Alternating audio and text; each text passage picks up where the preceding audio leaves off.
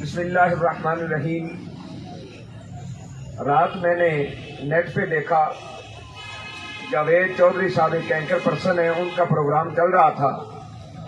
اس میں کاشف عباسی صاحب، ارشاد بھٹی صاحب وہ گفتگو کر رہے تھے، اور ان کی گفتگو میں نے چند چیزوں کو نوٹ کیا اور میں نے مناسب سمجھا کہ ان کو جواب دیا جائے۔ کاشف عباسی صاحب، ان پر تو کوئی اعتراض ہے ہی نہیں، کیونکہ یہ وہ بندہ ہے جس کے مقدر میں شاباش نہیں ہے۔ اور ارشاد بھٹی صاحب کو میں بہت لائک بھی کرتا تھا اور سمجھتا تھا کہ یہ ایک حق گو انسان ہے، لیکن رات والی ان کی گفتگو، غیر ذمہ دارانہ گفتگو سن کے مجھے بہت تکلیف ہوئی، جو جاوید چودھری صاحب اور ارشاد بھٹی صاحب کی گفتگو تھی۔ میں ان حضرات سے پوچھنا چاہتا ہوں، کاشف عباسی صاحب ہوں، ارشاد بھٹی صاحب ہوں یا جاوید چودھری صاحب، کہ جب اسمبلی میں ختم نبوت کے قانون کو بدلا گیا، اس وقت آپ نے ختم نبوت کے حوالے سے کتنے پروگرام کیے؟ تحریک لبیک یا رسول اللہ پاکستان نے اس وقت 8 لاشیں دے کر اس قانون کو دوبارہ تبدیل کروایا، لیکن آپ لوگوں نے اگر پروگرام کیے بھی تو تحریک لبیک کے خلاف کیے کہ یہ جو سڑکیں بند کرتے ہیں، یہ لوگوں کو تکلیف دیتے ہیں، تو جو ختم نبوت کے قانون کو بدل کر جنہوں نے اللہ اور اس کے رسول کو تکلیف دی، آپ کی زبانیں ان کے خلاف تو نہ کھلی۔ اور پھر ہالینڈ نے گستاخی کی، فرانس نے گستاخی کی سرکاری سطح پر،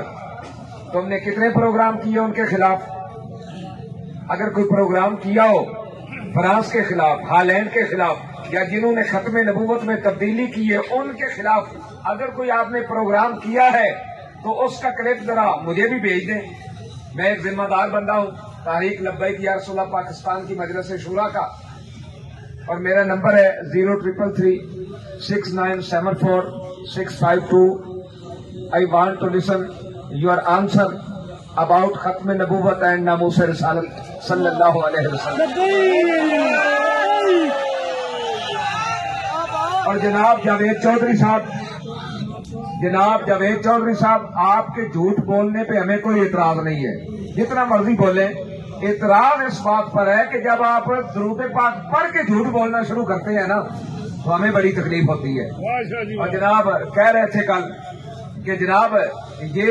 ناموس رسالت کا نام تھا، یہ تو سعد رضوی کو چھڑانے کے لیے تھا، یہ فورس شیڈول ختم کروانے کے لیے تھا، یہ FIRs کے اخراج کے لیے تھا، اور اپنے اسیران کو کی رہائی کے لیے تھا۔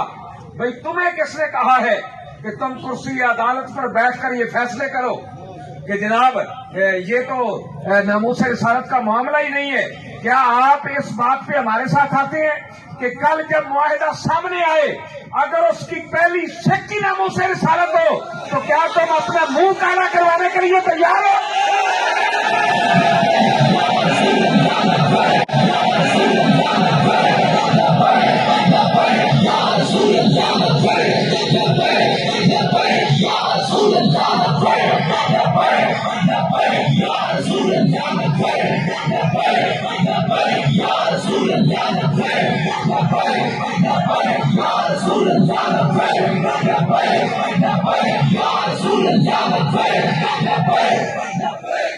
پھر یار جھوٹ کی بھی کوئی حد ہوتی ہے،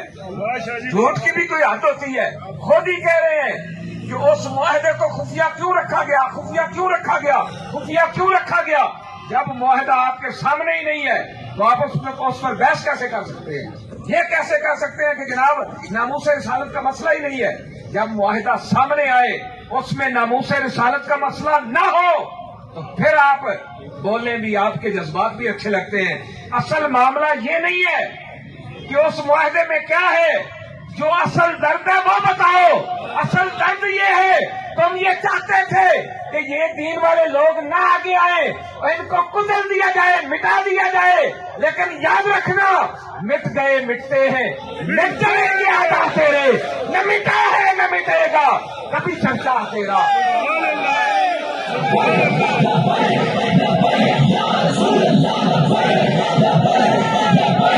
رسول اللہ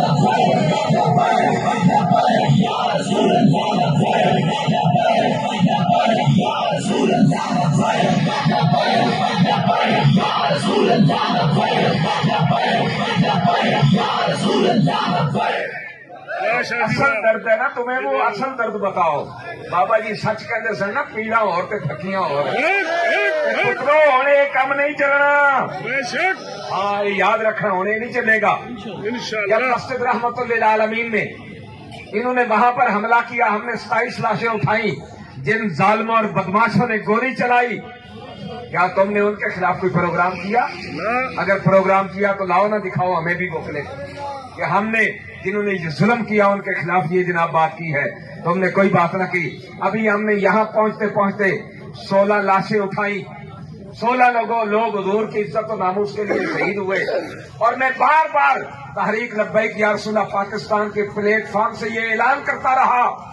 بھائی کہاں ہے پاکستان کا آزاد میڈیا جو کہتا ہے کہ ہم نے آزادی صحافت کے لیے قربانیاں دی ہیں جب کرونا کی بات آئی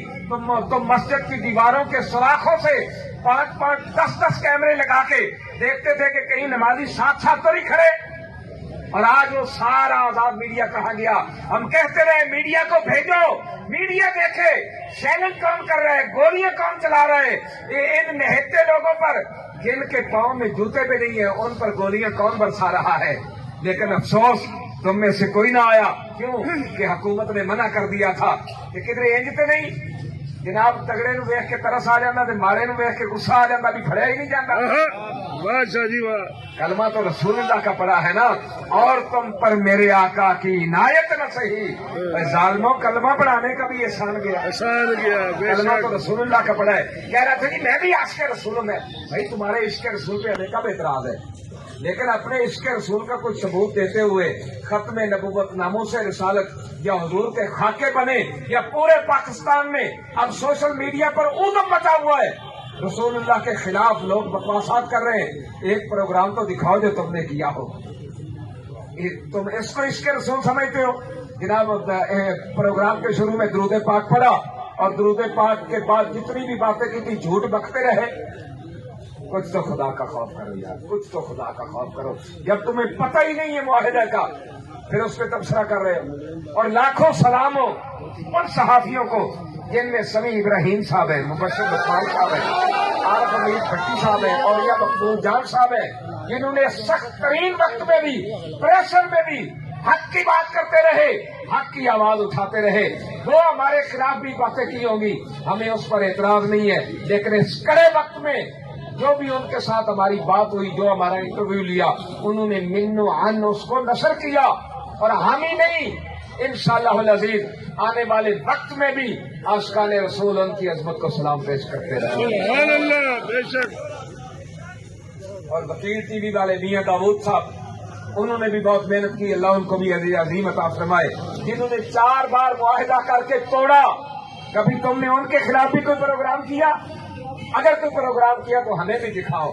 یہ تو نہیں ہے نا باتوں کے ساتھ ہم بھی بھائی ہم تمہارے عشق رسول پر کب اعتراض کر رہے ہیں کب ہم نے کہا تم عاشق رسول نہیں ہو ہاں یہ ہم ضرور کہہ رہے ہیں کہ تم جھوٹ بول رہے ہو اور اپنا یہ جھوٹ بند کرو اب میں نے بہت ساری چیزیں حذف کر دی ہیں لیکن آپ کے جھوٹ کا اگر یہ پراپیگنڈا جاری رہا تو جو آئندہ کرے پائے گا انشاءاللہ العزیز تمہیں سمجھ آ جائے گی کہ مولویوں نے ہمیں کیا کچھ بتا دیا ہم تو سمجھتے یہ سادے لوگ ہیں لیکن ہم اتنے بھی سادے نہیں ہیں کہ ہم تمہاری بدماشیوں کو پہچانتے نہ ہوں ہم تمہاری 2 نمبریوں کو پہچانتے نہ ہوں اس لیے جب تک تمہارے پاس حقیقت سامنے نہ آ جائے اس وقت تمہارا تبصرہ بنتا نہیں ہے اللہ تعالیٰ ہر ایک کو حق کہنے حق سننے حق کو سن کر سمجھ کر عمل کرنے کی توفیق عطا فرمائے وآخر دعوانا الحمدللہ